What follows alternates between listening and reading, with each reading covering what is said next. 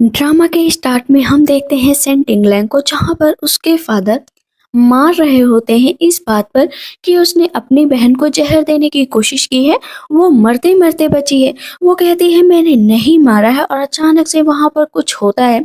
वक्त थम सा जाता है, सब एक जगह पर रुक जाते हैं। वहां पर उसे कुछ दिखाई देता है। पता चलता है कि उसकी बहन ने, जो बहुत सीधा बनने की कोशिश करती है, मैजेस्टी से शादी कर ली है। ये वहां पर डे केयर पढ़ा जाता है और बताया जाता है कि जो सेंट इंग्लैंड है उन्होंने प्लॉट बिछाया और लोगों को मारा जो कि निहत्थे थे। रिबेलियन घोषित कर दिया गया। इसी वजह से आज उसे यहाँ पर जान से मार दिया जाएगा, साथ में जो सैनिक है उनको भी मार दिया जाएगा। ये सब देखकर उसके होश उड़ जाते हैं। शाह जुमिंग, जो कि मैजेस्टी होते हैं, कहते तुम्हें क्या लग रहा था सेंट इंग्लैंड कि मैं तुमसे शादी करूंगा? भी तुम जैसी लड़की से कभी भी नहीं करूंगा, जो सबसे काइंड हार्टेड लड़की है। मीन्स क्वान लियाओ, मैं तो उससे शादी करना चाहता था। क्वान लियाओ वहां से उठती है, कहती है पता है मुझे एक ट्रीजर मिला है, मेरे इनर वॉइस हर कोई सुन सकता है। उसके जरिए मैं सबको भ्रमित किया, पता है मदर, फादर, बिग ब्रदर, यहाँ तक कि मैजेस्टी को भी। वो जब भी मेरे अगेंस्ट होने की कोशिश करते, मैं इनर वॉइस में कुछ ना कुछ बोल देती तो वो लोग यकीन कर लेते थे। उसी के जरिए मैंने तुमको फंसाया है। अब बताओ कि मुझे चूज किया जाएगा या तुम्हें चूज किया जाएगा? सेंट इंग्लैंड कहती है तुम्हें पता है ना, इसकी वजह से तुम्हें हेल्प मिलेगा। कहती है वो तो वक्त बताएगा कि पहले कौन जाएगा। उठाती है चाकू, मार देती है। इस पर सैनिक कहता है ये क्या किया तुमने? सैनिक को भी तीर मार दी जाती है और मैजेस्टी कहते एक एक करके सबको मार दिया जाए। सेंट इंग्लैंड कहती प्लीज ऐसा मत करो मैजेस्टी, मैं आपके सामने हाथ जोड़ती हूँ, प्लीज सारे सैनिकों को मत मारो। कहता है जनरल कहते हैं कि मिस आप यहाँ से भाग जाइए। कहती है नहीं प्लीज मरना नहीं। अब यहाँ पर कुन लियाओ कहती है कि देखो ये सब तुम्हें फॉलो कर रहे थे, बेचारे सब मर गए, तुम्हें भी मरना पड़ेगा ना। वो चाकू उठाती है, कहती है ठीक है चलो ना साथ में मर जाते हैं। चाकू मारती है। मैजेस्टी कहते हैं कि माय लव तुम इस तरह नहीं मर सकती। 3-4 चाकू मारती है और उठाकर मैजेस्टी की तरफ फेंक देती है। मैजेस्टी कहते हैं कि सेंट इंग्लैंड तुम्हें मरना पड़ेगा। उसके ऊपर लाखों तीर से वॉर किया जाता है और उसकी वहां पर डेथ हो जाती है। तभी हम देखते हैं कि वहां पर एक छोटी सी बच्ची और उसका भाई आते हैं, जिस छोटी सी बच्ची का नाम यिनर होता है। यिनर कहती है कि ब्रदर ना इस तरह का फेट वाला कैसे किसी को मिल सकता है, मैं तो सिर्फ फेट चुराने आई थी। जो फेट कुन लियाओ को मिला था, लेकिन बेचारी की देखो क्या हालत हो गई है। क्या हम लोग फिर से शुरू कर सकते हैं? कहते हैं हाँ बिल्कुल सही कर सकते हैं। वो अपने हाथ से इशारा करती है और फिर से वो प्रेजेंट टाइम पर आ जाती है। देखती है कि वहां पर दोनों भाई बहन ने उसे नया जीवन दिया था। मीन्स उसे पुरानी चीजें दिखाकर कि वो अपना सब कुछ फेट सुधार सकती है। वो जब देखती है ना तो दोनों लोगों को देखती रह जाती है। छोटी बच्ची इनर बोलती है कि देखो तुमसे हर कोई नफरत करता था क्योंकि तुम्हारी एडॉप्टर सिस्टर इनर वॉइस के जरिए सबको अपने काबू में कर रही थी। टेंगलैंग बोलती है कि पिछली बार जो हुआ सो हुआ, लेकिन इस बार कुन लियाओ की माइंड रीडिंग तो मैं भी सुनूंगी, देखती हूँ कि क्या होता है। फिर से वो अपने हाथ से इशारा करती है और पुराने टाइम पर आ जाती है। यहाँ पर जैसे उसके फादर मारने चलते हैं ना, तो वो कोड़े को पकड़कर फादर को नीचे गिरा देती है। उसके फादर कहते हैं बदतमीज कहीं कि तुम इस हद तक आगे जाओगी, मैंने नहीं सोचा था। कहती है कि क्यों, आपके पास क्या प्रूफ है कि मैंने कुन लियाओ को जहर दिया है? उसकी माँ कहती है कि तुमने दिया है, मैंने खुद देखा है। मैंने तुम जैसी बेकार लड़की को जन्म दिया, और थप्पड़ मार देती है। ज्यादा देर तक टिंगलैंग बर्दाश्त नहीं करती और अपनी माँ को कम से कम 100 थप्पड़ तो मार ही देती है। इधर से उधर, इधर से उधर, दोनों गाल लाल कर देती है। कहती है कि तुम्हारी हिम्मत कैसे अपनी माँ को इस तरह मारने की?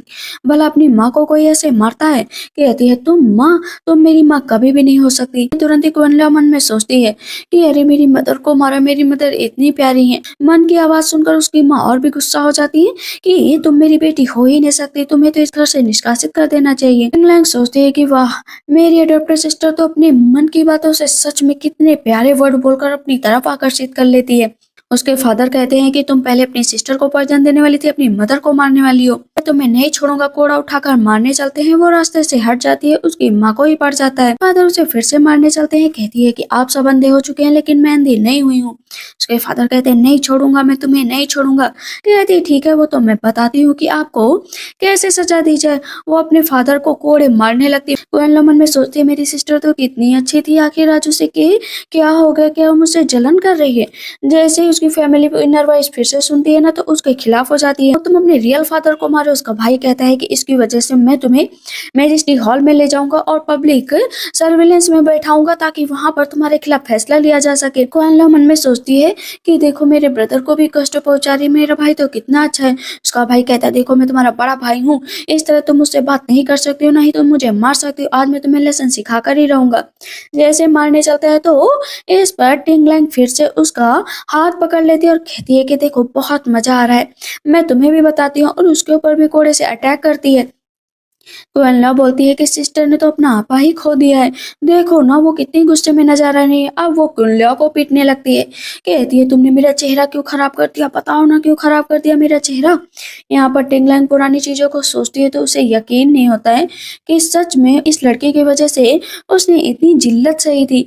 तभी सारे सैनिकों को बुला लिया जाता है कि आकर ये यहाँ से भागने की कोशिश करे तो इसे फैमिली कोर्ट में लेकर चलो, लेकिन आज इसे सजा मिलकर ही रहेगी क्योंकि इसके अंदर शर्म नाम की चीज नहीं बची है।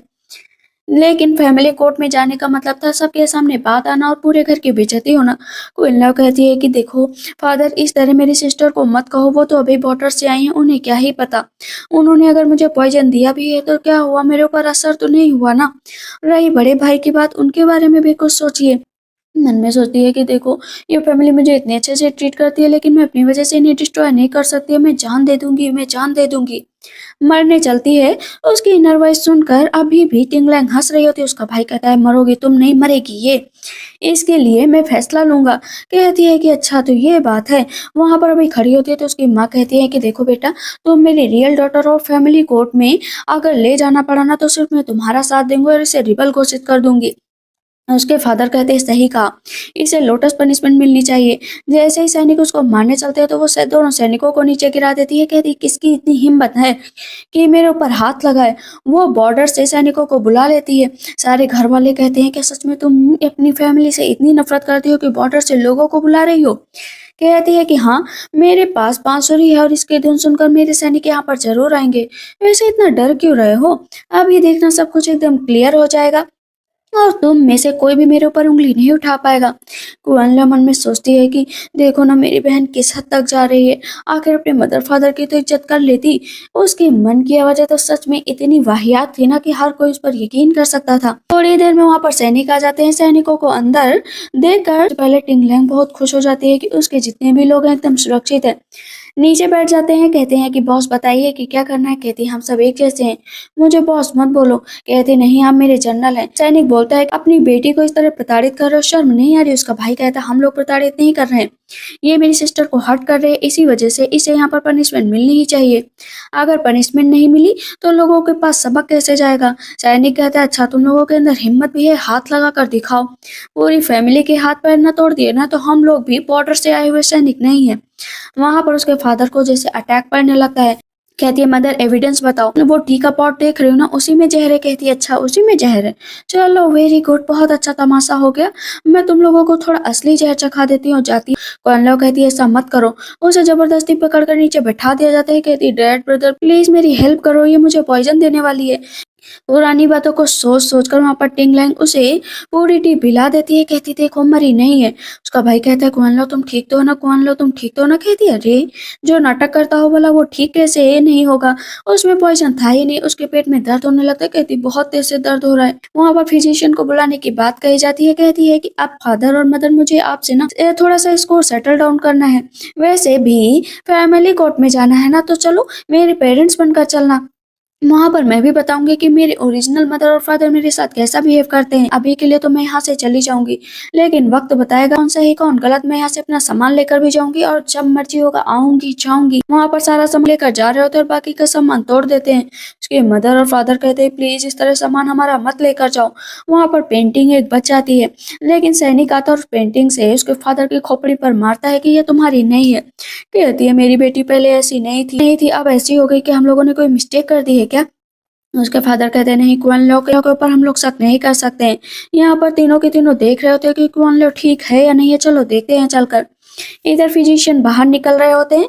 तब उसके मदर फादर भाई पूछते हैं कि कुआन लो कैसी है, उसके अंदर पॉइजन तो नहीं फैला ना। कहते हैं कौन सा पॉइजन, सब कुछ ठीक है उसकी बॉडी में, वो बिल्कुल तंदुरुस्त है, पॉइजन कहाँ से आ गया। कहते हैं कि नहीं उसके अंदर पॉइजन था। इस पर इंपीरियल फिजिशियन कहते हैं कि क्या तुम मेरे ऊपर शक कर रहे हो क्या? अगर तुम लोगों ने मेरे ऊपर शक किया तो तुम लोगों को जेल हो जाएगी। उसका भाई कहता है कि इंपीरियल फिजिशियन कह रहे थे कि उसमें पॉइजन नहीं था। कि उसकी माँ कहती है कहीं तुमने झूठ तो नहीं बोला ना, हम लोगों ने टिंगलैंग के खिलाफ क्या सच में गलत किया? जब भी मेरी तबीयत खराब होती थी हमेशा ही टिंगलैंग मेरे लिए खड़ी रही है। तुमने मेरी डॉक्टर को फंसाने की कोशिश कैसे की? लेकिन यहाँ पर क्वेन लॉ के पास अच्छा मौका था अपनी इनर वॉइस के जरिए। कहती है कि मैं जानती हूँ मेरी बहन ने पॉट चेंज कर दिया था ताकि मैं मदर और फादर की नज़रों में गिर जाऊँ, मेरा भाई मुझे कभी भी ना देखे और मेजेस्टी की नज़रों में भी गिर जाऊँ। कहती है अगर आप लोग मेरी केयर नहीं करते तो मैं यहाँ से चली जाऊंगी, लेकिन आपकी लिटिल सिस्टर चाहती है ब्रदर कि आप हमेशा ही खुश रहें। प्रिंस कहते हैं कि तुम्हें चिंता करने की जरूरत नहीं है क्वेनला, हम सब तुम्हारे साथ हैं। तुम इतनी काइंड हार्टेड हो, ट्रबल मेकर तो वो टिंगलैंग है जो हमेशा ही हम लोगों को परेशान किया करती है। कहती हाँ सही कहा। कि टिंगलैंग जब सुबह उठती है तो देखती है कि कुछ लोग बोल रहे होते हैं कि एक छोटी बच्ची है जो अपने भाई को लेकर लेटी हुई है। कहती है कि उसे जलाने के लिए उसे पैसे चाहिए। वो भाग कर जाती है तो देखती है कि वहां पे येनर बैठी हुई होती है। कहती है कोई तो मुझे पैसे दे दो ताकि मैं अपने ब्रदर को जला सकूं। मेरा ब्रदर तो यहाँ पर अकेले है। यहाँ तक कि उसका भाई जिंदा होता है, बस वो नाटक कर रही होती है। कहती क्या हुआ तुम्हें, तुम इस तरह नाटक क्यों कर रहे हो? उसको देखते ही ये नर कहती है फाइनली सिस्टर आ गई। कहती है अरे तुम यहाँ पर? कहती हाँ मुझे 50 टेल्स चाहिए था लेकिन अभी मुझे 100 टेल्स चाहिए, लेकिन अगर आप नहीं देना चाहती हो तो प्लीज मुझे एक बाउल राइस दे देंगी ना खाने के लिए। कहती ठीक है, क्या तुम मेरे लिए मेड का काम करोगी? कहती हाँ मैं लिटिल मेड बनने के लिए तैयार हूँ। वहां से वो उसको लेकर चली जाती है। रास्ते में जा रही होती है कहती है कि तुम वही सिस्टम हो ना, आखिर तुम्हारे भाई को जलाया कैसे जाएगा और तुम्हारा भाई है कहाँ? कहती है कि मेरा भाई ना एनर्जी सेव कर रहा है, वो मेरे अंदर है, देखो मेरे अंदर मेरा भाई भी है। तुरंत ही उसका भाई आ जाता है, कहता है मेरा नाम बा नाटू है और मैं यहाँ पर सिर्फ तुम्हें डराने के लिए आया हूँ। उसके अंदर से उसका भाई फिर से चला जाता है। कहती है बहुत ही वियर्ड है, प्लीज मुझे परेशान मत करो, बस ये नर बन कर ही रहो और यहाँ पर अपने भाई बनने की कोशिश मत करो। कहती है ओके, आज से मैं ऐसे ही रहूंगी। इधर हम देखते हैं कि प्रिंस जाते हैं और अपनी माँ से कहते हैं कि क्वान लॉ के आप अगेंस्ट में है, बल्कि क्वान लॉ बहुत ही काइंड हार्टेड है। कहती है कि तुम्हें समझ में नहीं आता कि सेन फैमिली में अगर आर्मी का सपोर्ट चाहिए और अगर तुम्हें प्रिंस बनना है तुम्हें उस अडॉप्टेड डॉटर से दूर रहना पड़ेगा। कहता है मदर आपको कोई गलत फहमी हुई है। कहती गलत फहमी नहीं है, क्या तुम्हें क्या लगता है कि मैं तुम्हारे प्राइवेट अफेयर्स को नहीं जानती हूँ कि तुम उस क्वान लॉ के साथ आजकल मिल रहे हो? कहता है मदर आप सच में मेरी बात तो सुनिए। वहां पर क्वीन मदर उसको एक थप्पड़ मार देती है कि याद रखो कि अगर तुमने उस लड़की से शादी नहीं की ना टिंगलैंग से, तो तुम्हें राजपाट सब कुछ गंवाना पड़ेगा, तुम्हें अपनी मदर की बात सुननी ही पड़ेगी। ये सिर्फ मैं तुम्हारे भले के लिए कह रही हूँ। अगर अंकल तुम्हारे राज्य में आ गए ना तो तुम्हारा राजगद्दी तक पहुंचना नामुमकिन हो जाएगा। अभी हम देखते हैं ड्यूक ऑफ यान को, जो कि एक बार अपना रिश्ता टिंगलैंग के लिए भिजवा चुके थे लेकिन उसने मना कर दिया था, लेकिन अभी सेकेंड टाइम वो फिर से जाने वाले थे राज्य की तरफ। कहते हैं देखते हैं कि इस बार उसका मूव क्या होगा, तब भी मैं उसका इंतजार करूंगा। उसके पास एक जेटे होता है। कहते हैं मैरिज प्रपोजल है ना, जितनी बार रिफ्यूज करोगे उतनी बार भेजूंगा। अभी कैपिटल की तरफ ड्यूक ऑफ यान बढ़ रहे होते हैं। यहाँ ड्यूक ऑफ यान इतने हैंडसम थे कि उनको देखने के लिए सड़कों पर भीड़ लग जाती। पता चला है कि जब से उनके फादर की डेथ हुई है सब उन्हें देखने के लिए बेताब रहते हैं। ड्यूक ऑफ यान को देखने के लिए क्वान लियो भी आई हुई होती है। वहां पर उसके दो दोस्त होती हैं जो एकदम डॉग की तरह बस उसके चिपकी रहती हैं। कहती हैं मुझे पक्का यकीन है कि ड्यूक ऑफ यान शादी का रिश्ता आपके लिए ही भेजा था, इस बार वो आपसे ही मिलने आ रहे हैं। तभी क्वानलव आती है, कहती है कि सिस्टर आप यहाँ पर क्या करने आई हैं? आप मुझे नीचा दिखाने आई ना? अभी मन में सोचती है कि देखो ना मेरी सिस्टर मुझसे कितना जलन करती है कि मेरी तरफ घूर रही है। उसके दोनों दोस्त कहती है कि तुम मेरी सिस्टर को इस तरह प्रताड़ित नहीं कर सकती, तुमने उसे कोड़ों से मारा है। आखिर तुम यहाँ पर साबित क्या करना चाहते हो कि तुम बहुत अच्छी हो? तुम बिल्कुल भी अच्छी नहीं हो, कैपिटल में हो लेकिन कैपिटल के रूल्स के अगेंस्ट। जैसे वो दोनों मारने के लिए आगे बढ़ते तो क्वानलव कहती है इस तरह तुम दोनों मत लड़ो, आखिर वो मेरी बहन है, मैं नहीं चाहती हूँ मेरी बहन के खिलाफ कुछ भी बोलो। दोनों कहती बहन है तो क्या सर पर बैठेगी, वो इस तरह तुम्हें मार कैसे सकती है? दोनों के दोनों आगे जाती है, कहती है कि तुम्हें वैसे भी सेन फैमिली में रिप्लेस कर दिया जाएगा, नील डाउन होकर माफी मांगो। ये नर आगे जाती है, कहती है कि तुम लोगों को गलत फहमी हुई है। सेन फैमिली की रियल डॉटर जो मेरी मिस है टिंगलैंग है, और तुम दोनों हो कौन? इतनी छोटी मेट को टिंगलैंग ने रखा है, क्या तुम मुझसे फाइट कर पाओगी? तुम में और वह गली के कुत्तों में क्या ही फर्क है? गली के कुत्ते भी ग्रुप में रहते हैं, लेकिन तुम तो अकेले हो। यहाँ पर ये नर मन में सुन रही होती है, कहती है ये कुछ ज्यादा हो रहा है। वो दोनों लड़कियां लगातार हंस रही होती है, तो ये नर कहती है बताओ ना कुत्ते कैसे भौंकते हैं? तो एक लड़की भौंकने लगती है। ये नर कहती है देखो देखो, असली कुत्ते तो तुम हो, जो भौंक रहे हो। तो सब उसके दोस्त के ऊपर हंसने लगते हैं। कहती है ज्यादा उड़ने की कोशिश मत करो, मैं तुम्हें नहीं छोड़ूंगी। कहती हो तुम तो जैसे कोई पॉटी कर देता है ना, वैसे स्मेल कर रही हो, इतनी गंदी स्मेल आ रही है। वहां पर जितने भी लोग खड़े होते हैं कहते हैं हाँ सच में कितनी गंदी स्मेल आ रही है।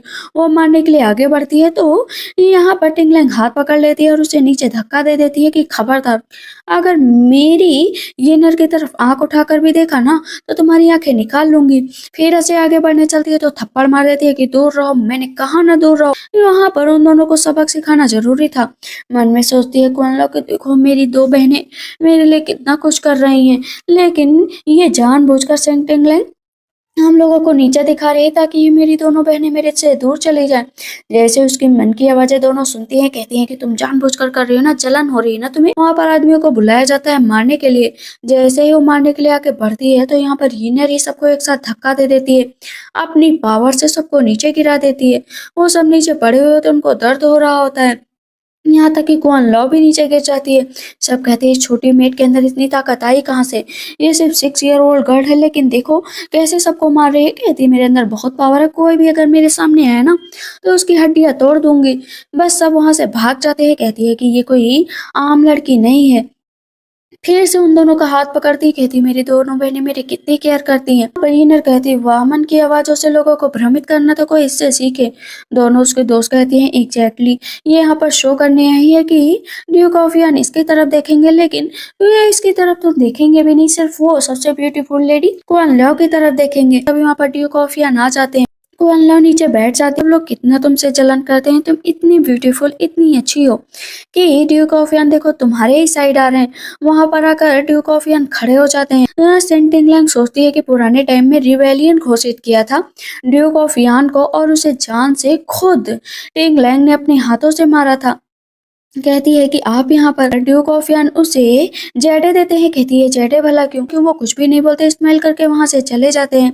पता चलता है वो जेडे पेडेंट तो खुद जो है टिंगलैंग का होता है। एक बार जब ड्यूक ऑफ यान पर आक्रमण हुआ था और वो मरने ही वाले थे, तब वहां पर टिंगलैंग गई थी और ड्यूक ऑफ यान को बचा लिया था, जिसकी वजह से बहुत ज्यादा चोट लग गई थी। और वो दवा भी देती है ड्यूक ऑफ यान को। पहली ही नजर में ड्यूक ऑफ यान को टिंगलैंग से प्यार हो जाता है। वो बस उसे देखते रहते हैं। कहते हैं मैंने तुम्हारे बारे में बहुत सुना है कि एक बहादुर लड़की आर्मी में है, क्या तुम वही हो? कहती है मुझे शर्मिंदा मत करिए, मैं यहाँ से जा रही हूँ। कहती है लेकिन जेडे वहीं पर छूट जाता है। तब से ड्यूक ऑफ यान उसके लिए परेशान थे, उसे शादी करना चाहते थे, लेकिन हर बार कुआन लॉ बीच में आ जाती थी और लोगों को भ्रमित करके ना अपने पक्ष में कर लेती थी। कुआन लॉ मन में सोचती है कि मेरी सिस्टर ने जानबूझकर ऐसा किया है ताकि ड्यूक ऑफ यान मेरी तरफ देखे ना। कहती है जेडे पेडेंट जो है कुआन लॉ का है, इसको दे दो। तब कुआन लॉ बोलती है कि कोई बात नहीं सिस्टर, अगर लेना चाहती हो तो ले लो, वैसे ड्यूक ऑफ यान ने ये मुझे दिया था। यहाँ पर तुरंत ही टिंगलैंग कुआन लॉ के बाल पकड़कर खींच लेती है। कहती है साफ साफ देखो ये जेडे पेडेंट मेरा है, इस पर मेरा नाम लिखा है। ने तो उसका मजाक उड़ा रही थी। कहती एम्बेरसमेंट की हद होती है उसकी दोनों दोस्तें जब देखती हैं कि उस पे टिंगलैंग का नाम लिखा है। कहती है तुम्हारी हिम्मत कैसे हुई टिंगलैंग हम लोगों से झूठ बोलने की? वहां पर उसे अच्छा सबक सिखाया जाता है। कहती है मुझे माफ कर दीजिए, मुझसे गलती हो गई। जेडे लेकर वो वहां से चली जाती है। इधर कैरेज में बैठी होती है। कहती है कि मैं सिर्फ लोगों के लक को एब्जॉर्ब करती हूँ, लक एब्जॉर्ब नहीं किया तो क्या होगा बताओ मुझे। कहती है कि अगर मैंने लक एब्जॉर्ब नहीं किया ना तो इसका असर लोगों पर पड़ेगा। कहती है किस पर पड़ेगा? जैसे तुम्हारी मदर, फिर फादर, फिर भाई, इस तरह सबका नंबर धीरे धीरे आएगा, सब सफर करेंगे। कहती है ठीक है, फिर तुम श्याओ जेमिंग का सबसे पहले लक तुम अपनी तरफ आकर्षित करो, हम दोनों एक साथ काम करेंगे। कहती है ठीक है, अब मुझे थैंक यू बोलने की जरूरत नहीं, हम दोनों प्लान के हिसाब से काम करेंगे, कम से कम मेरी हेल्प करने के लिए कोई तो आया। इधर हम देखते ड्यूक ऑफ यान बैठे हुए होते हैं। यहाँ पर सैनिक आकर बताता है कि आपके नेफ्यू मीन श्याओ जिमिंग ने आपके लिए इनविटेशन भेजा है।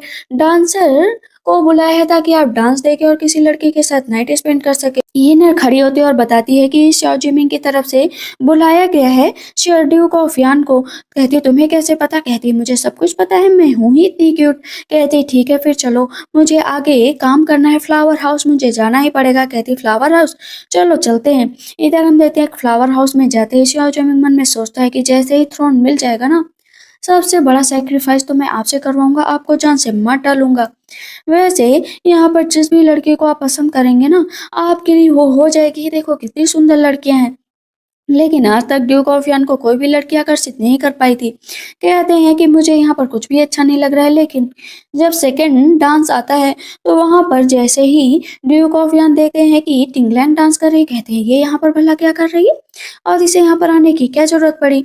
उसे इतने प्यार से देख रहे होते हैं तो शाओ जिमिंग जान जाता है कि इस डांसर में ड्यूक ऑफ यॉर्क को इंटरेस्ट है। इस पर गुस्सा बहुत आता है शाओ जिमिंग को कि ऐसी लड़की भला मेरे अंकल को कैसे आकर्षित कर सकती है, मैं ऐसा होने नहीं दूंगा। कि चलो ठीक है, एक लड़की ही की तो बात है, अंकल के पास भेज ही देता हूँ। कहते हैं कि अगर आपको वो चाहिए तो मैं आपके पास भेज दूंगा, आप इंतजार करो। इधर शाओ जिमिंग जाते हैं और जो बोथल की मालकिन होती है उससे कहते हैं कि जो मेन डांसर थी उसे भेजो। उसका नाम क्या है? कहती है मेन डांसर वो नहीं है, जो मेन डांसर है उसकी तबीयत आज बहुत खराब हो गई थी, इसी वजह से आज दूसरे को भेजा गया था। कहती ठीक है, और उससे कहो सर्व करे आज ड्यूक ऑफ यान को, अगर वो ना करे ना तो उसकी पूरी फैमिली को मार दिया जाए। कहती ठीक है ऐसा ही होगा। कहते देखा मदर, मैंने तो पहले ही कहा था कि जो ड्यूक ऑफ यान है इतने भी अच्छे नहीं, मैं अपने अंकल को अपने हाथ से मारूंगा। मदर आप बस देखते जाओ। इधर हम देखते हैं कि यान बैठे हुए होते हैं और ड्रिंक कर रहे होते हैं। पीछे से टिंगलैंग जाती है, बड़े ही प्यारे अंदाज में आगे की तरफ बढ़ रही होती है। उसे देख कर ड्यूक ऑफ यान कहते हैं यहाँ आओ, मेरे पास आओ और करीब आओ। अपने उसके करीब जाते हैं वो उसे नीचे गिरा देते हैं कि उसको मुंह खोलने चलते हैं। कहीं उनमें सोचती है कि अगर इसने मेरे मुंह से पर्दा हटा दिया तो इसे पता चल जाएगा कि मैं कौन हूँ, इसी वजह से मुझे अपने चेहरे का ये मास्क नहीं हटाना है। कहते इतना डर क्यों रही हो, ड्रिंक करोगी मेरे साथ? कहती है ड्रिंक? कहते हाँ डर रही हो क्या ड्रिंक करने में मिस टिंगलैंग? कहती है क्या आपको पता है मैं मिस टिंगलैंग हूँ? वो उठकर बैठ जाती है और वहां पर ड्यूक ऑफ यान के साथ रोमांस करने का सोचती है। उसकी ये हरकतें देखकर ड्यूक ऑफ यान भी सोचते हैं कि जरूर कोई ना कोई मकसद होगा। कहती आपने ड्रिंक करने को कहा था ना, तो चलो ड्रिंक करते हैं। यान को ड्रिंक कराती है, फिर अपना ड्रिंक करती है। कहती है मुझे आपसे कुछ क्वेश्चन पूछना है। कहते हैं हाँ पूछो, क्या पूछना है? आपने पहले शादी का रिश्ता किसी के लिए भेजा है, आप किसी को लाइक करते हैं? कहते हैं हाँ लाइक भी करता हूँ, रिश्ता भी भेजा है। मन में सोचती है जरूर क्वान लाओ हुई होगी, उससे ब्यूटीफुल लड़की के अलावा किसको लाइक कर सकते हैं, मेरी तो यहाँ पर कोई जरूरत ही नहीं है।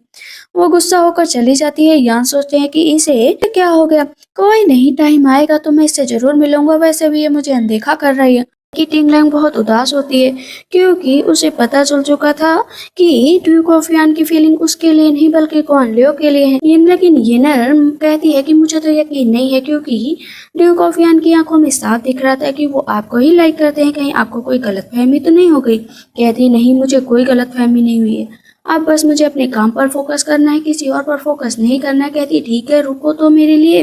पूरी फैमिली साथ में डिनर कर रही होती है, लेकिन याद कर रहे होते हैं वो लोग टिंगलैंग को, जहाँ पर उसे गालियां दे रहे होते हैं कि रिबेलियन गर्ल अगर मिल जाए ना तो उसे जान से मार दूं। उसको याद कर रहे होते हैं और वो वहां पर आ जाती है। उसके फादर कहते हैं कि तुम भला कब परेशान करना छोड़ोगी मुझे। यहाँ पर क्वान लाओ कहती इस तरह फादर इससे मत झगड़िए, आपकी तबीयत खराब हो जाएगी। कहती है टिंगलैंग आप लोग अगर इतना डिटरमाइंड नहीं है तो हम खाना खाकर जाएंगे। कहते खाना खाकर जाओगे, लेकिन तुम लोगों को इनवाइट यहाँ पर किसने किया? येनर कहते हैं इनवाइट किया हो या ना किया हो, लेकिन इतना जान लो कि मैं तो खाना खाकर जाऊंगी। इसिन मुझे कहता है कि इस लड़की को मैं छोड़ूंगा नहीं। क्वान लाओ मन में सोचते है कि उफ, अगर मेरी फैमिली को पता चल गया कि ये 6 साल की बच्ची जो है टिंगलैंग की असली बेटी है और इसके फादर का अता पता नहीं। उसका भाई कहता है कि बताओ ना ये लड़की कहाँ से है, तुम्हारी बेटी है ना? यहाँ पर अब टिंगलैंग को बहुत गुस्सा आता है। कहती है सिन मुझे अगर तुम्हारे मुंह से एक शब्द और निकला ना तो मैं सच बता रही हूँ तुम्हारा मुंह तोड़ दूंगी। उसके फादर कहते हैं निकलो यहाँ से, तुम खाना नहीं खाओगी। कहती अगर मैं खाना नहीं खाऊंगी ना तो यहाँ पर कोई भी खाना नहीं खाएगा। एक एक प्लेट उठाकर फेंकने लगती है। उसके फादर कहते हैं कर क्या रही हो तुम? कहती वही जो तुम लोग सोच नहीं सकते, वो इनर के साथ जाने लगती है। तो उसका भाई कहता है शर्म नहीं आती तुम्हें? कहती है कि शर्म? वहाँ पर उसकी माँ बेहोश हो जाती है। कहती है बेहोश है तो मैं कोई डॉक्टर नहीं हूँ जो इसे सही करूंगी, जाकर इनका इलाज कराओ। अभी हम देखते हैं कि डॉक्टर आते हैं तो वहाँ पर उसका भाई चिल्लाने लगता है कि ये सब उस टिंगलैंग की वजह से हुआ, उसी की वजह से माँ की तबीयत खराब हुई। इम्पीरियल फिजिशियन कहते हैं उसकी वजह से नहीं हुई, तुम्हारी माँ की तबीयत खराब है क्योंकि उन्हें एक पुरानी इलनेस है। तब उसका भाई और ब्रदर कहते हैं क्वानला से कि तुम माँ की देखभाल करो, हम लोगों को थोड़ा काम है, हम लोग करके आते हैं। कहती ठीक है ब्रदर और फादर, आप लोग चिंता मत करो। इधर वो लेटी हुई होती है और क्वानला पर्चा उठाकर फेंक देती है कि मैं तो कोई दवा लाने से रही इस बुढ़िया के लिए। वहाँ पर बहुत गंदी सी बदबू आ रही होती है। इस वो लेडी की तबीयत बहुत खराब है ना, इसी वजह से वो कपड़े जला रही थी। लेकिन क्वानला वहाँ से चली जाती है। मैं चिल्लाया करती है कि क्वानला मेरी बच्ची मेरे पास आओ। मेढा कर बताती है कि क्वानला तो जा चुकी है, आपको अपनी बेटी के बारे में सोचना चाहिए। उसने आपकी इतनी केयर की लेकिन आपने उसे कभी भी नहीं देखा।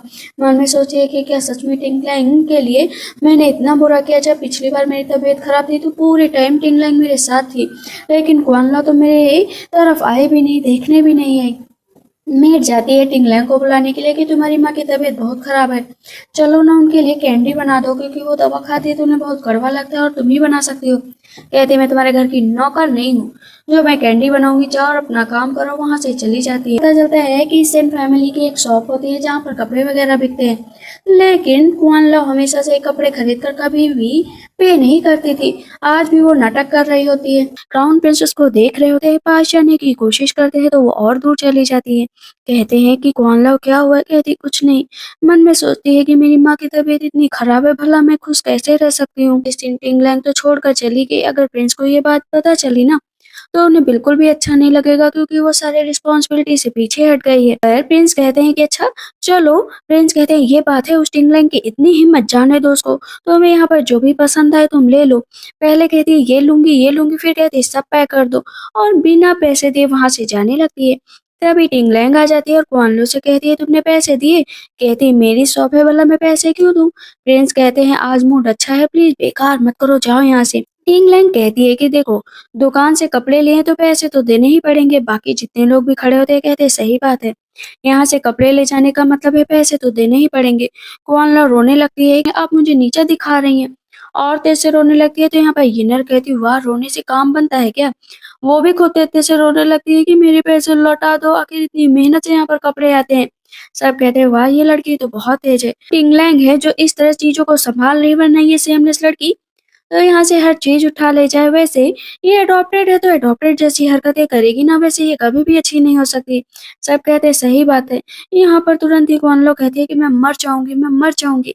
प्रिंस कहते हैं कि तुम बहुत आगे बढ़ रही हो, तुम्हें अपनी बहन से तमीज से बात करना चाहिए। कहती है कि अगर मैंने इसे ह्यूमिलेट किया है, अगर इसे ह्यूमिलेट करना कहते तो पैसे दे दो और जाओ यहाँ से। तुम सही से बचना चाहती हो तो नील डाउन हो जाओ और कुआन लो से माफी मांग लो।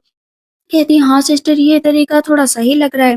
टिंगलैंग कहती है कि है कौन ये लड़की और इसकी औकात क्या है जो मैं इसके सामने माफी मांगू? मैं सोचती हूँ मैं सेन फैमिली की डॉटर हूँ, अडॉप्टेड डॉटर, भला मेरे पास इतने पैसे कहाँ से आएंगे? प्रिंस से पैसे निकालते हैं और कहते हैं ये ले लो पैसे। वहाँ पर थोड़े पैसे ज्यादा होते हैं तो वो टिंगलैंग कहती है एक्स्ट्रा पैसे क्यों? कहती है कि ये तुम्हारे टिप है, जाओ ये ना अकाउंट बुक लेकर आओ ताकि पता चल सके।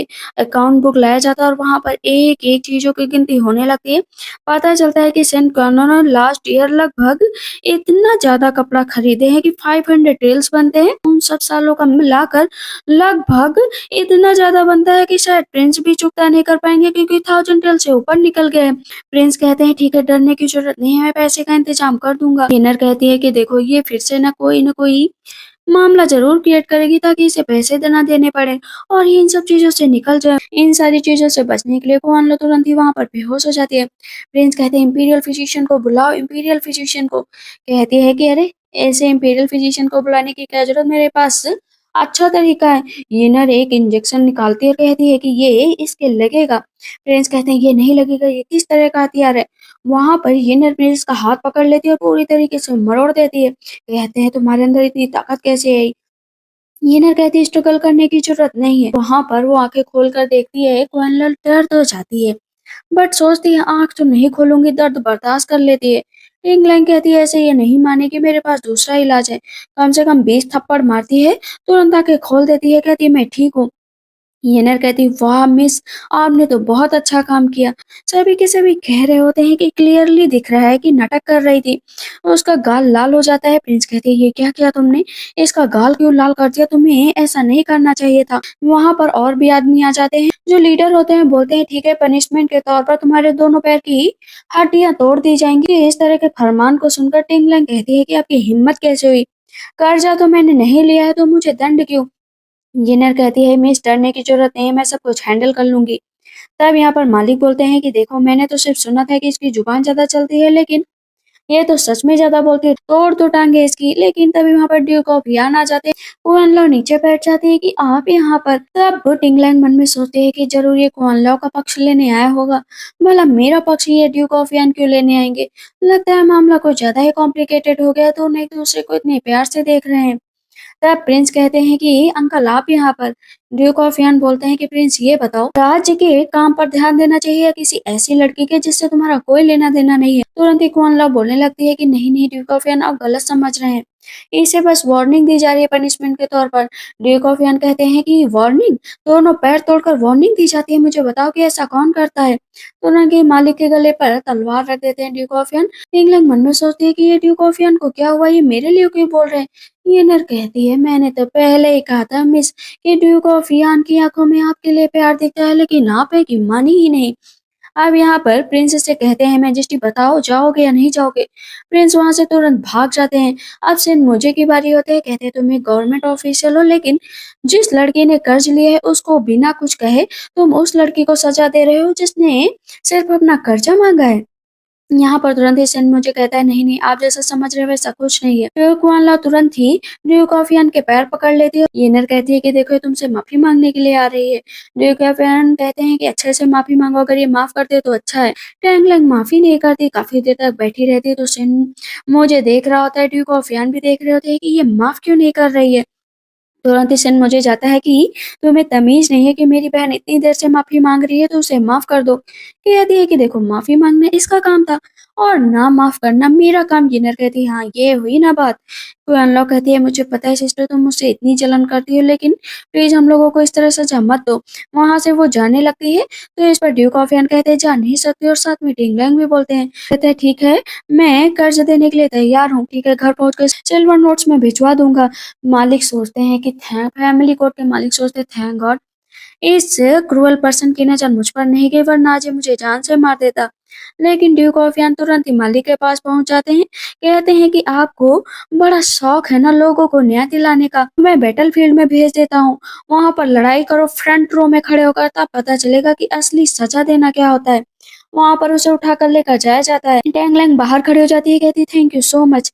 तब ड्यूक ऑफ यान बोलते हैं कि मैं तुम्हारा थैंक यू तब एक्सेप्ट करूंगा जब तुम उसी तरह मेरे पास आओगी जैसे पिछली बार आई थी। वो आइडिया मुझे डांस वाला काफी पसंद आया था। मन में सोची ये बदतमीज क्या कह कर गया, मुझे तो कुछ भी समझ में नहीं आ रहा है। ये नर कहते मुझे अच्छे से समझ में आ रहा है वो आपके साथ फ्लर्ट कर रहा है। कहती तुम छोटी हो इस तरह की बातें नहीं करते हैं। इधर हम देखते हैं कि ड्यूक ऑफ यान नहा रहे होते हैं, पुरानी बातों को सोचते हैं कि टिंगलैंड ने उसके पास लेटर भिजवाया है। तब वो अपने सैनिक से कहते हैं तुम पढ़ो। सैनिक खोलते ही शर्मा जाता है, कैसे पढ़ूं, कहते अरे पढ़ो ना। तब पता चलता है फ्लावर पवेलियन में बुलाया है वो नहाने के टाइम। कहते हैं ये तो काफी होशियार है, इंटरेस्टिंग। इधर हम देखते हैं कि वो जा रही होती है, लेकिन वो लेटर येनर ने भेजा होता है, वो भी चोरी चुके। इसके बारे में टिंगलैंग को कुछ भी नहीं पता होता है। कहती तुम इतना खुश क्यों हो, कहती डोंट वरी, ये चांस इतनी आसानी से मैं नहीं जाने दूंगी, आखिर अपनी मिस के साथ मैं काम कर रही हूँ। कहती क्या मतलब, वो ड्यूक ऑफ यान तुमसे बहुत प्यार करते हैं और आज अच्छा मौका है, जाकर ये मौका मत गवाना। कहती क्या मतलब, वो उसे धक्का दे देती है, अंदर चली जाती है। ड्यूक ऑफ यान कहते हैं आ गई, चलो अंदर आ जाओ, अपने को क्यों ढका, चलो यहाँ हो। कहती है नहीं मैं आपको ऐसे नहीं देख सकती हूँ। कहते हैं क्यों, लेटर भेजा था ना, आप देख क्यों नहीं सकती हो, मुंह से हाथ हटाओ और आओ मेरे पास। मुझे लगता है कि बाहर से कोई सुन रहा है जो आपके थ्रोन तक पहुंचना चाहता है। कहते हैं थ्रोन की बात है तो बिल्कुल यहाँ पर मत करना, ये एक तरह का क्राइम है। इस क्राइम की सजा जानती हो ना? कहती है हाँ मुझे पता है, मेरी पूरी 9 जनरेशन लगातार मार दी जाएंगी। कहते हैं हाँ अगर इतना ही पता है तो दोबारा मत बोलना। मैं आपसे गुजारिश करना चाहती हूँ शाओ जिंगसू को मैजिस्ट्री मत बनने देना। कहती है क्यों? क्यों नहीं बनने दूं? कहती है कि प्लीज उसे मत बनने देना, वरना मैं यहाँ पर कभी भी नहीं आ पाऊंगी। कहती है कि मुझे समझ में नहीं आ रहा। आके तुरंत ही ड्यूक ऑफियन के गले लग जाती है। कहती है ये क्या कर रही हो भला तुम? कहती वही जो आप समझ नहीं सकते। कहते क्या मतलब? कहती है कि क्या पिछली बार आप मुझसे शादी करना चाहते थे, वो लेटर आपने मेरे लिए भिजवाया था? कहते हाँ वैसे भी तुमने उसे रिजेक्ट कर दिया था, लेकिन वो यान को किस कर लेती है। ड्यूक ऑफ यान की तो आंखें खुली रह जाती है कि ये क्या किया तुमने। कहते अच्छा ये बताओ ना शाओ जिनसू ने तुम्हारे साथ क्या किया, दिल तोड़ दिया या तुम्हें अकेला छोड़ दिया या शादी करने का वादा देकर प्रस्ताव ठुकरा दिया। कहती है ऐसा कुछ भी नहीं है, अगर वो मैजेस्टी बना तो मैं जिंदा नहीं रहूंगी। मैं तुम चाहते हो कि मैं जिंदा रहूं तो उसे मरना पड़ेगा। कहते मुझे समझ में नहीं आ रहा, बताओगी डिटेल में? कहती है अभी डिटेल में बताने का टाइम नहीं है, रोमांस करने का टाइम है। वहां पर वो दोनों एक दूसरे को किस करने लगते हैं। इधर हम देखते हैं सेकंड प्रिंस को जो कि फिर से जाते हैं बोथल, जहां पर कहते हैं कि उस लड़की के बारे में पता चला। कहती है कि नहीं उस लड़की के बारे में नहीं पता चला, लेकिन ये पीछे एक सैनिक भेजा था, उसकी डेथ हो गई है, उसे मार दिया गया है। कहते हैं तुमसे एक काम ढंग से नहीं हो पाया है, मैं उसे आज रात ही जान से मार दूंगा। 100 सैनिकों को इकट्ठा करो, आज रात ही वो उसे मार दे। कहती है लेकिन मदर को पता चला तो क्या होगा? कहते हैं कि मदर भी खुश हो जाएंगी कि मैंने उस डॉग को मार दिया। इधर बाथटब में उन दोनों को पता चल जाता है और दोनों छुपकर सारे सैनिकों को एक साथ मार देते हैं। फिर हम देखते हैं कि टिंगलैंग को चोट लग जाती है, मशीन मंगाई जाती है जो बहुत महंगी होती है। सैनिक कहता है कि ये आपकी माँ की दवा है, प्लीज मत लगाओ। कहते हैं मैंने कहा ना लेकर आओ। चोट बहुत ज्यादा लगी होती है तो वो उसे दवा लगा रहा होता है। कहता है कि तुमने मुझे बताया नहीं। कहती है कि मैं आपसे पहले भी कह चुकी हूँ कि अगर वो जिंदा रहा तो मैं जिंदा नहीं रहूंगी। कहते हैं ठीक है मैं तुम्हारी बात को मानता हूँ, मैं तुम्हारे लिए हर काम करूंगा, राजा भी बनूंगा, लेकिन तुम मेरे लिए क्या करोगी? कहती है कि आपके साथ काम करूंगी, आपके हाथ से हाथ मिलाऊंगी। कहते नहीं मुझे ये तो बिल्कुल नहीं चाहिए। कहती ठीक है मैं आपकी हो जाऊंगी। कहते हाँ ये आइडिया मुझे काफी अच्छा लगा और उसके फोrehead पर किस करते हैं। यहाँ पर अब तो पूरी तरीके से टिंगलैंग शर्मा जाती है। देखते हैं कि सैनिक आकर ड्यूक ऑफ यान को बताता है कि चलो चल कर सबसे पहले क्वीन मदर से मिलते हैं। देखते हैं कि क्वीन मदर के पास जब लेटर आता है और उन्हें पता चलता है कि उनके बेटे ने ड्यूक ऑफ यान पर हमला करने की कोशिश की, अब तो वो बिल्कुल भी नहीं बचेगा। वो लेटर देखकर अब तो शाओ जिंगसू के भी होश उड़ जाते हैं कि मदर मैं तो बस उसे जान से मार देना चाहता था। कहती तुमने सारा प्लान फेल कर दिया, अब वो गद्दी पर बैठ जाएगा। कहता है लेकिन फादर जिंदा है ना, कभी भी मर सकते हैं और तुम्हें धक्के मारकर यहाँ से निकाल दिया जाएगा। इतना याद रखो कि अगर तुम उस अडॉप्टेड डॉटर के पीछे ऐसे ही पड़े रहना तो बर्बाद हो जाओगे। कहता है मदर कोई ना कोई रास्ता तो होगा ना, बताओ ना क्या रास्ता है। कहती बस एक रास्ता है, सेंग टिंगलंग उसके पास आर्मी की सैनिक है, वो उसके अंकल ने उसको बड़ा किया है, जाकर उससे शादी करो और थ्रोन अपने नाम करो। कहते हैं ठीक है मदर जैसा आप कहें। इधर हम देखते हैं ये नर खड़ी होती है और अभी तक वो लोग ड्यूक ऑफ यान के घर में ही होते हैं। नर कहती है कि मुझे बताइए ना मिस कि ड्यूक ऑफ यान कितने हैंडसम है। वैसे मिलिट्री पर्सन तो बहुत ही हैंडसम होते हैं, बॉडी वगैरह काफी अच्छी होती है। आवाज आने लगती है। कहती चलो ना चलकर सुनते हैं, लेकिन ये नर तो पहले पहुंच जाती है। पता चलता है वहां पर कुआनलो होती है और शाओ जिंगसू होते हैं, जहाँ पर शाओ जिंगसू ना उससे कहता है तुम मेरे साथ वक्त क्यों नहीं बिताती हो, हम लोग जो है थोड़ा बहुत तो पास में आ ही सकते हैं। लेकिन कुआनलो पूरी तरीके से मना करती है। कहती है जब तक शादी नहीं हो जाती तब तक इंतजार करेंगे, वेडिंग नाइट के दिन मैं तुम्हारी पूरी तरीके से हो जाऊंगी। कहते हैं ठीक है लेकिन अभी मैं तुमसे शादी नहीं कर सकता हूँ, मैं तुम्हें बस कंकुबाइन बना सकता हूँ, लेकिन लीगल वाइफ का हक सिर्फ और सिर्फ टिंगलैंग को दिया जाएगा, ये मेरी माँ ने कहा है। कहती क्या मैं यही डिजर्व करती हूँ, बताओ ना, तुम मेरे साथ ऐसा नहीं कर सकते हो। टिंगलैंग कहती ठीक है अब मैं बताती हूँ कि आगे क्या करना है। लेकिन कुआनला को गुस्सा सातवें आसमान पर होता है।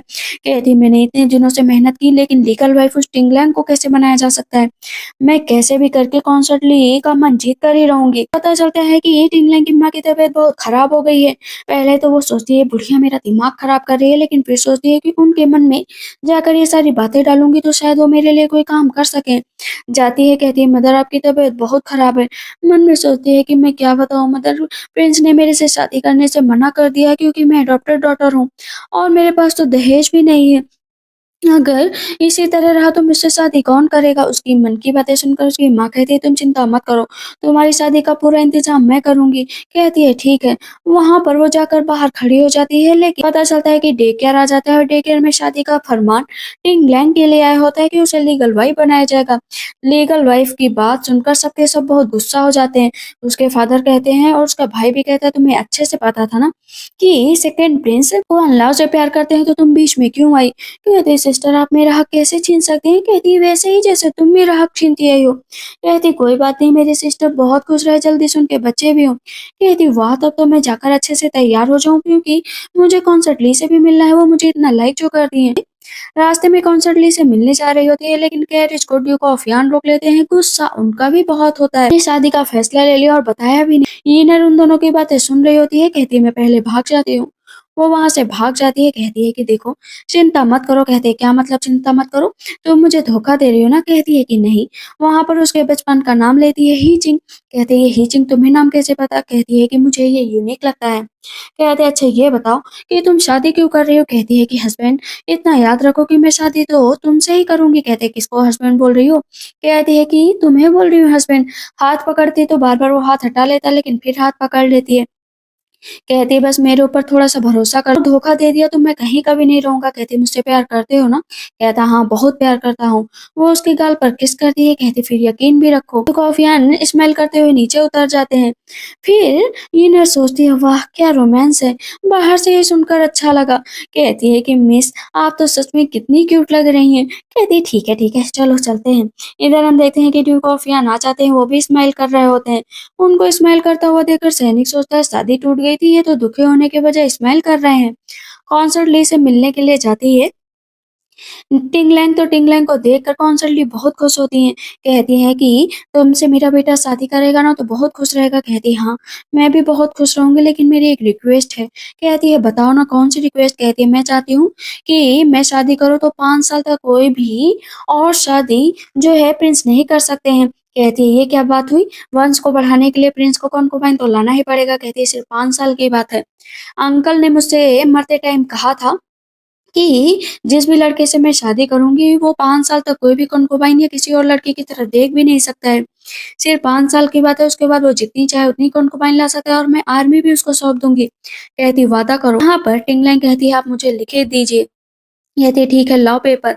वहाँ पर लिखित मिल जाता है। इधर हम देखते हैं कि फिर से शियाओ जिमिंग जाता है और कहता है कि 5 साल तक मैं तुम्हें अपनी कॉन्कुबाइन नहीं बना सकता हूँ। कहती है 5 साल में तो किसी भी आदमी का मन कब बदल जाए पता ही नहीं चलता।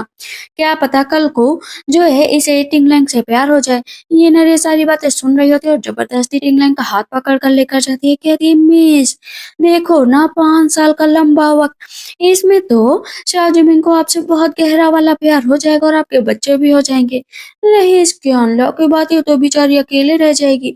सच में आपको टिंगलैंग से डीपली वाला प्यार होगा। वहां से वो दोनों चली जाती हैं। इधर को अनलॉक का रास्ता मिल जाता है कि हाँ मैं भी बच्चा पैदा करूंगी और प्रेगनेंसी के बाद भला कॉन्सर्ट टीम मुझसे दूर कैसे जा सकती है? बेटे की शादी मुझसे करानी ही पड़ेगी। ये सब चाल जो है टिंगलैंग की काम कर जाती है। कहती है कि मछली जाल में फंस चुकी है। यहाँ पर यिनर का भाई भी आ गया होता है कुछ लोगों को लेकर और उधर से टिंगलैंग के फादर और ब्रदर भी निकलते हैं कि ये कैसा शोर है।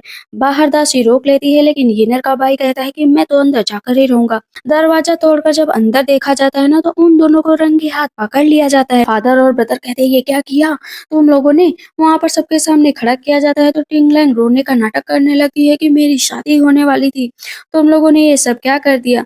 येनर का भाई कहता है मिस तो एक्टिंग भी ढंग से नहीं कर पा रही हैं। जैसे ही टिंगलैंग देखती है कि ये तो येनर का भाई है और यहाँ पर क्या कर रहा है, कहती यहाँ पर क्या कर रहे हो और हंस क्यों रहे हो। बहुत तेज से हाथ पर मारती है। यहाँ पर सेन मुझे कहता है कि सिस्टर रो क्यों रही हो? तुम्हें तो अच्छे से पता कि कुआनलाओ से ही प्रिंस शादी करना चाहते हैं तो रोने का नाटक मत करो। ये तब प्रिंस बोलते हैं कि आज से यहाँ पर जो भी हुआ अगर किसी ने बाहर एक शब्द भी निकाला ना तो मुझसे बुरा कोई नहीं होगा। कहती है लेकिन जो कॉन्सर्ट ली ने मुझसे वादा किया था कि तुम कभी भी कोई भी कंकुबाइन नहीं ला सकते उसका क्या? कॉन्सर्ट ली के तुमने शब्दों को तोड़ दिया है, तुमने उनका मान नहीं रखा। आप बताओ मैं कॉन्सर्ट ली को क्या कहूंगी? वहाँ से टिंगलैंग चली जाती है। तब इस पर येनर कहती है, मिस आगे का क्या फैसला होगा? कहती है, बस देखती जाओ। दूसरे दिन जाती है वहाँ पर टिंगलैंग, तो सारे के सारे घर वाले उसके सामने बहुत अच्छे से बिहेव करते हैं, खाना पीना भी अच्छे से रखते हैं। जो भी खाने चलते हैं ना, येनर प्लेट उठा लेती है और उसे खा लेती है। तब यहाँ पर टिंगलैंग के फादर कहते हैं, ठीक है, मैं क्वान लो के साथ ड्यूक ऑफ यान से करा दूंगी। लेकिन पता चलता है कि ड्यूक ऑफ यान की तबीयत बहुत ज्यादा खराब हो गई, शायद वो कुछ दिनों में मर जाए। अब ये बात जब कुआनलो को पता चलती है कि एक मरते हुए इंसान से उसकी शादी कराई जा रही है, तो वो बहुत ज़्यादा गुस्सा हो जाती है। कहती है, मैं कभी भी शादी नहीं करूँगी, मैं तब नहीं करूँगी, मैं तब नहीं करूँगी। सेन मुझे कहता है कि तुम्हें जब अपनी शादी से पलटना पड़ेगा, तुम्हारी जगह कैरिज में जो है कुआनलो जाएगी और तुम्हें उस मरते हुए ड्यूक ऑफ यान से शादी करनी पड़ेगी। कहती, भला मैं इस बात को क्यों मानूँ? उसकी माँ कहती है, तुम्हें डबल दहेज दिया जाएगा, मानोगी या नहीं मानोगी? कहती है, नहीं मानूंगी, मतलब नहीं मानूंगी। और उस चाओ जिमिंग के बारे में भी कॉन्सर्टली को बताऊंगी। लेकिन कुआन लो को ऐसा रोते हुए देखकर उसके घर वाले बर्दाश्त नहीं कर पाते हैं। उसके फादर कहते हैं, देखो मुझे अटैक पड़ रहा है, इस तरह की बातें मत करो। कहती है, ठीक है, अगर आप लोग इतना ही कह रहे हो तो मैं ड्यूक ऑफ यन से शादी करने के लिए तैयार हूँ। लेकिन जो भी बाद में होगा उसका खामियाजा आप लोग खुद भुगतेंगे। कहती है, ठीक है। यहाँ पर कुआनलो तैयार हो रही होती है, शादी का दिन आ जाता है। कहती, सिस्टर देखो ना, मैंने आपकी जगह आखिर हथिया ही ली। अब आपकी ही लाइफ में कुछ भी नहीं बचा, आप तो अब विडो हो जाएंगी। कहती है कि अच्छा, तुम्हें लगता है कि मैं अभी भी पलट नहीं सकती हूँ? कैरिज अभी भी नहीं आया है, मैं सेम कैरिज में बैठ सकती हूँ, शायद जिमी के पास जा सकती हूँ, तो माफी मांगो मुझसे। उसे एक थप्पड़ भी मारती है। कहती, माफ कर दीजिएगा सिस्टर। कहती है कि कुछ लोगों का मुंह है कि रुकता ही नहीं, बस बोलते ही जाते हैं। अब वो यहाँ पर कैरिज आ जाता है, एक तरफ ड्यूक ऑफ यान खड़े होते हैं। ड्यूक ऑफ यान को लगता है कि उसके कैरिज में कुआन लो बैठी है, तो जाकर देखते हैं। लेकिन जब पर्दा उठाते हैं, वहाँ पर टिंगलैंग बैठी होती है और वो खुश हो जाते हैं। सारे रिचुअल पूरा किए जाते हैं और अभी दोनों एक दूसरे के साथ ड्रिंक करते हैं, तो वो बहुत शर्मा रही होती है। पता चलता है वहाँ पर कॉन्सर्ट ली आ गई है। प्रिंस ऑफ यान को ऐसा अच्छा देखकर कुआन लो कहती है कि प्रिंस ठीक कैसे हो गए, तो मरने वाले थे। कॉन्सर्ट ली कहती है, तुमने ये क्या किया टिंगलैंग? बताओ, तुम शादी करके क्यों नहीं आई? कुआनलाओ कहती है कि कॉन्सर्टली आप प्लीज ऐसा मत करिए, मैं आपकी डॉटर इन लॉ। थप्पड़ मार देती कॉन्सर्टली उसको कि मैं तुम्हें डॉटर इन लॉ एक्सेप्ट नहीं करूंगी। वहां पर सारी बातें एक एक करके टिंगलैंग बता देती है कि मेरे साथ ये सब हुआ, तो मैंने श्याओ जिमिंग को इसके साथ देख लिया, तो बताओ मैं शादी कैसे कर सकती थी? कहती है कि बदतमीज कहीं के, तुम्हारी वजह से ये हुआ। उनके मुंह से ब्लड निकलने लगता है। कहती, कर्मा है मेरा। अभी कैरिज बदल दिए गए थे, इसी वजह से जब लोग देखते हैं कि ड्यूक ऑफ यान टिंगलैंग आपस में इतने खुश है, शायद कैरिज बदल कर अच्छा ही हो। नेक्स्ट कपल देखते हैं कि वो लोग इतने खुश हैं या नहीं। भला वो कुआन लाओ किस हद तक गई होगी अडॉप्टेड डॉटर। ऐसी बातें सुनकर कुआन लाओ ना उस लेडी को थप्पड़ मार देते हैं कि आज के बाद से अपनी हाइनेस को बिल्कुल भी उल्टा शब्द मत बोलना। कॉर्नलॉ पीछे खड़ी होती है, कहती है कि अगर मैं खुश नहीं हूँ तो टिंगलैंग भी खुश नहीं हो सकती, मैं बिल्कुल भी एक्सेप्ट नहीं कर सकती। पता चलता है शादी के नेक्स्ट डे ही कॉन्सर्ट ली ने उसे एक्सेप्ट करने से मना कर दिया था। उसके सर पर चोट भी लग गई थी और उसे बाहर नील डाउन रहने के लिए कह दिया गया था। कैरेज बदलने का सारा आइडिया सेन फैमिली का था, कॉर्नलॉ का था, और इस बारे में सिर्फ जिमिंग को भी नहीं पता था। तो अब सियाओ जिमिंग भी जो है कॉर्नलॉ से गुस्सा हो जाता है। कहती है, मैं तुम्हें टिंगलैंग नहीं छोड़ूंगी। टिंगलैंग और ड्यूक ऑफ यान एक दूसरे को किस करने ही वाले होते हैं। कॉर्नलॉ आ जाती है, कहती है कि सिस्टर आपसे मिलकर अच्छा लगा है, लेकिन मन में बोलने लगती है कि भले ही मेरी सिस्टर ड्यूक ऑफ यान कितनी खुश है, बट अगर ड्यूक ऑफ यान को पता चला कि जो येनर है टिंगलैंग की बेटी है और उसके फादर का अता पता नहीं है, तो आखिर ड्यूक ऑफ यान क्या सोचेंगे? ड्यूक ऑफ यान कहते हैं, क्या तुम्हें लगता है कि मैं उस लड़की की बातों में आ जाऊंगा? कभी भी नहीं आऊंगा। बहुत सारा लक जो है येनर ने एब्जॉर्ब कर लिया था, तो वो बहुत खुश थी। तुरंत ही टिंगलैंग कहती है कि क्या सच में जैसे ही सारे तुम्हारी विश पूरी हो जाएंगी तुम यहाँ से चली जाओगी? येनर कहती, हाँ चली जाऊंगी। इतना सुनना था कि बहुत ज्यादा दुखी हो जाती है टिंगलैंग। इससे मुझे ने नया तरीका निकाला है कि कुआनलॉ की सहायता से वो उनकी डेट ऑफ बर्थ से उनके भविष्य की जानकारी निकालेगा, लेकिन इसके जरिए कुआनलॉ को एक कीमत चुकानी पड़ेगी। मीन्स जो उसकी इनर वॉइस थी वो उससे हमेशा के लिए दूर चली जाएगी। ये काम करते उसे काफी दिन बीत गए थे और अब सपने से उठी है तो देखिए उसकी इनर वॉइस की ताकत जा चुकी है। कहती है, मेरी चीज कहाँ है, मेरी चीज कहाँ है? खोते से चिल्ला रही होती है। प्रिंस उसको थप्पड़ मार देते हैं कि तमीज नहीं है, यहाँ रात में चिल्ला रही हो कि तुम्हारा टीचर कहाँ है? कहती, हिम्मत कैसे हुई तुम्हें मुझे मारने की? और प्रिंस को ना पूरा चेहरे पे नेल्स लगा देती है, मीन्स नोच डालती है। चाकू उठाते हुए प्रिंस को 2-3 4 बार चाकू मारती है। कहते हैं तुम ऐसा कैसे कर सकते हो? कहती यही करना था। खोते से हंस रही होती है। उसे बाहर ले जाकर खड़ा कर दिया जाता है और साथ में पूरी सेंट फैमिली को भी बहुत मारा जाता है, तो एकदम भिखारी बना देते हैं। लेकिन अभी इधर ये नरक जाने का टाइम था। ये है कि आप मेरे लिए एक काम कर सकती हो। कहती है कि हाँ, बताओ। कहती है कि ये बताओ, मेरे पास जो लक है क्या वो लोगों के बीच में बांटा जा सकता है? कहते हैं हाँ, बिल्कुल बांटा जा सकता है। कहती है ठीक है, फिर लोगों में बांट दो। वहां पर तुरंत ही भाई बहन पूरी जनता में वो लक बाँट देते हैं और वहाँ से चले जाते हैं। रास्ते से टिंग लैंग और ड्यूक ऑफ यान जा रहे थे तो उसका भाई और उसके फादर कहते हैं सुनो मेरी बेटी, मेरी बात सुनो सुनो। लेकिन जैसे ही पता चलता है कि ये सेंट, तो वो लोग फिर से उन लोगों को मारने लगते हैं और वहीं पर मार मार कर गिरा देते हैं। टिंग लैंग और ड्यूक ऑफ यान हाथ पकड़ कर चले जाते हैं। इसी के साथ इस ड्रामा की एंडिंग होती है। तो आप लोग को ये ड्रामा कैसा लगा मुझे कमेंट सेक्शन में जरूर बताइएगा। तब तक के लिए बाय बाय, टेक केयर।